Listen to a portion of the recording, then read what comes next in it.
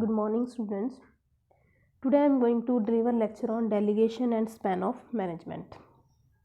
Now, delegation, the meaning of delegation is an administrative process of getting things done by other by giving them responsibility and authority. Delegation means divide authority among the peoples and among the workers or employees, those are working in an organization or those are directly or indirectly linked with the organization and respective positions. All important decisions are taken by a top level management by a board of directors. The execution is entrusted by to chief executive. The chief executive assigned to work to departmental managers who in turn delegate the authority to their subordinate. Every superior delegates the authority to subordinate for getting a particular work done. The process goes to the level where actual work is executed. The person who is made responsible for a particular work is given the request authority for getting it done. So, in simple word, we can say that delegation means divide the authority and responsibility among the employees and workers. Those are directly or indirectly linked with the organization or those are on specified positions.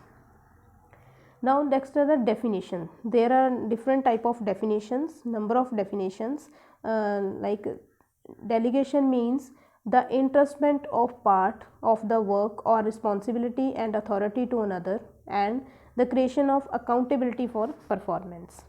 The another definition of delegation is delegation take place when one person gives another the right to perform work on his behalf and his name. The second person accepts a corresponding duty and or obligation to do and what is required of him. Now, another definition of delegation is delegation refers to the manager's ability to share his burden with other. It consists of granting authority or right to decision making in certain defined areas and charging subordinates with responsibility for carrying through an assigned task. Now, next is a feature of delegation and feature and characteristics of delegation. Delegation take place when manager grants some of his power to subordinate. Delegation occur only when the person delegating authority himself has authority. Like for example, a manager must possess what he wants to delegate. And another characteristics of delegation is only a part of authority is delegated to subordinate. A manager delegating authority can reduce, enhance or take it back. He exercises full control over the activities of subordinates even after delegation. Now, another features of delegation is it is only the authority which is delegated and not the responsibility. A manager cannot abdicate responsibility by delegating authority to subordinate.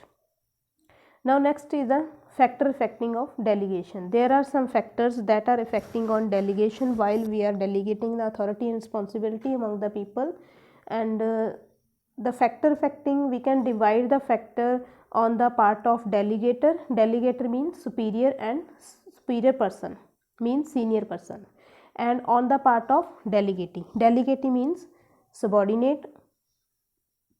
Now, first on the part of delegator, what are the factors that are affecting?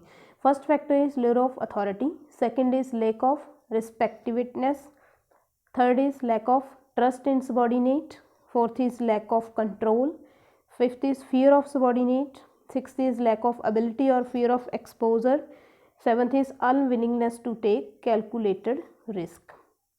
Now, the factor that are affecting on the part of delegatee. Delegatee means subordinates.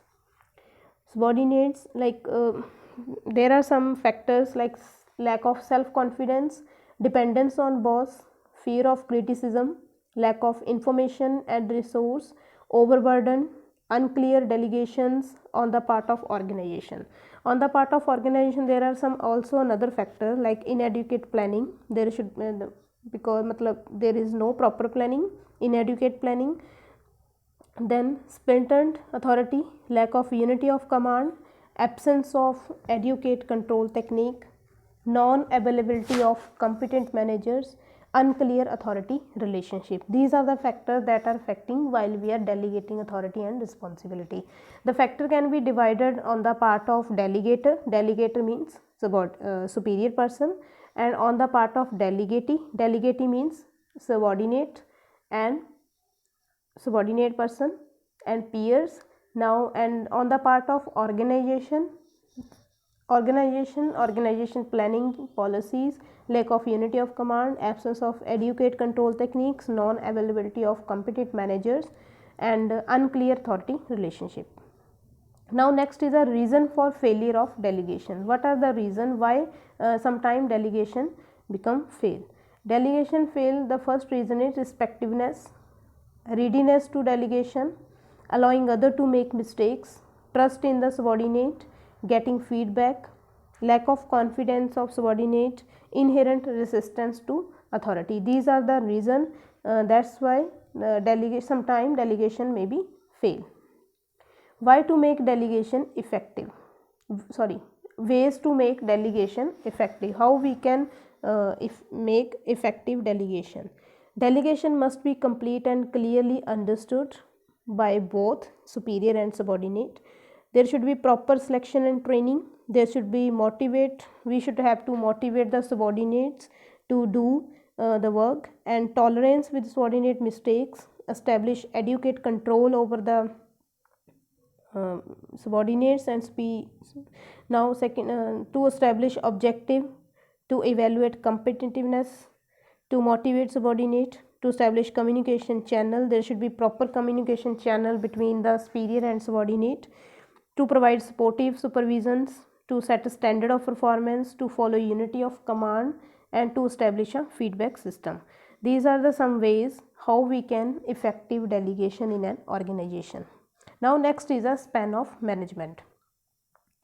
Span of management, it refers to the number of subordinates who can be managed effectively by a superior. It is also known as span of control, span of organization, and span of supervision. The number of subordinates who reports to superior has two important implications. It is influential in determining the complexity of individual manager job. It determines the shape and configuration of the organization. The fewer the number of people reporting supervise, the large number of managers required. Now definitions of span of management. Definition of span of management is the number of range of direct habitual communication contract between the chief executive of an enterprise and his principal fellow officers. According to next definition, another definition of delegation is another definition of span of management is number of subordinates that an execute supervise. Now in picture you can see that there is one superior and there are number of subordinates. Under the subordinates there are another superiors and subordinates. This is the span of management. Now next is the need for a span of management. Why it is required? Need of span of management is required. Span of management is required in an organization because of better supervision and control, for increase efficiency, increase goodwill of the organization. It helps to good professional relation. It helps to maintain good professional relation, team spirit and morale, good communication and coordination, facilitate quick actions, less labor absenteeisms and turnover. It helps to develop discipline and mutual trust among the employees. Superiors can concentrate on his important work. Now there are three types of relationship between superior and subordinates: direct single relationship, direct group relationship, and cross relationship. Types of span of management. There is a very intimate relationship between the organizational structure and span of management. Type of span of management is wide span of management is in the type of horizontal structure of the organization, narrow span of management in vertical structure of the organization. Narrow span of control means if manager supervise a small number of subordinates, it is called narrow span of management. In such situation, the organizational structure will be tall and vertical because more of managerial level. For example, if a salesperson manager find difficult to control 12 salesmen, he can appoint 3 deputy sales managers and give 4 salesmen to each deputy manager. In this way, instead of one superior, 4 will be required, including the sale manager. For example, like this: sale manager appointed 2 deputy sale manager, and under there are 4 subordinates: sales manager 1, sale manager 2, salesperson 1, salesperson 2, salesperson 3, salesperson 4, same as the for other, and so on. Now, advantages of narrow span. A close supervision is possible because limited number of subordinate is to be supervised by a manager. Promotion opportunity for manager are greater due to many level in the organization.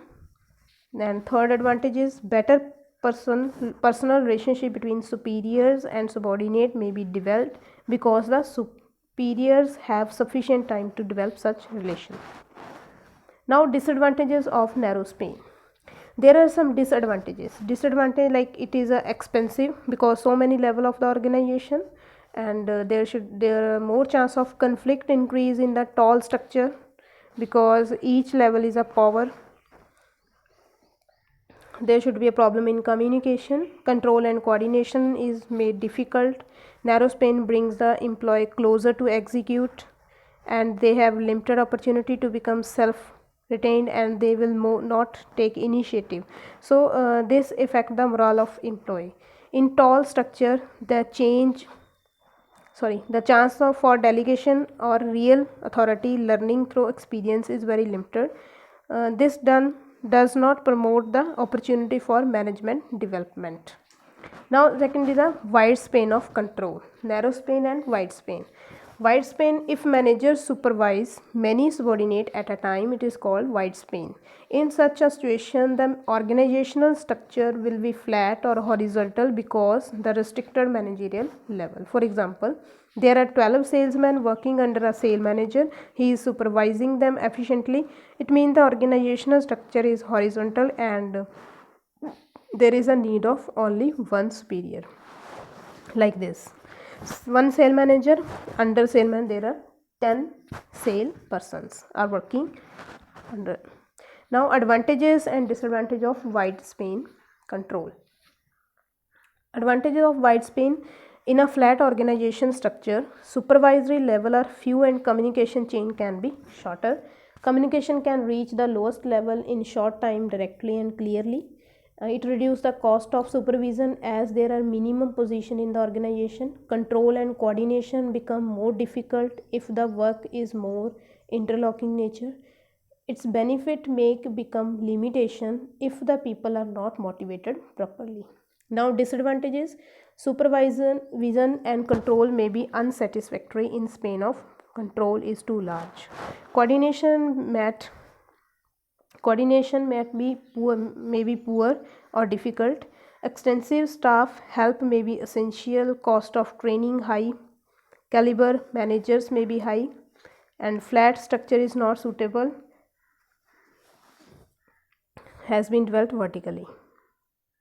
Now, difference between tall and flat organization means narrow span and wide span. In narrow span, manager's work is largely mental and manager work is manually operating. Under the narrow span management, strong leadership is needed. Normal leadership demand. Supervision is non-routine, non-direct contact with subordinates. Under the wide span of management, flat organization, supervision over routine, direct contact with subordinate. Special ability to solve a variety of different non-recurrent problems and recurrent repetitive routine problems demanding program tactile decisions are standing plans, policies, limited and defined area of operation in wide span of control. Now, there are some factors that are determining effective span of control. There should be capacity of superiors, capacity of subordinates, nature of work, what type of in nature, what type of work you are doing, and degree of decentralization, degree of planning, communication techniques, use of staff assistants, time available for supervision, geographical dispersion of subordinate, and control mechanism. Now, factor influencing the span of supervision: the capacity and ability of executive, nature of work, time available for supervision, quality of planning, degree of physical dispersion, assistance of expert, control mechanisms, need of balance. Thanks.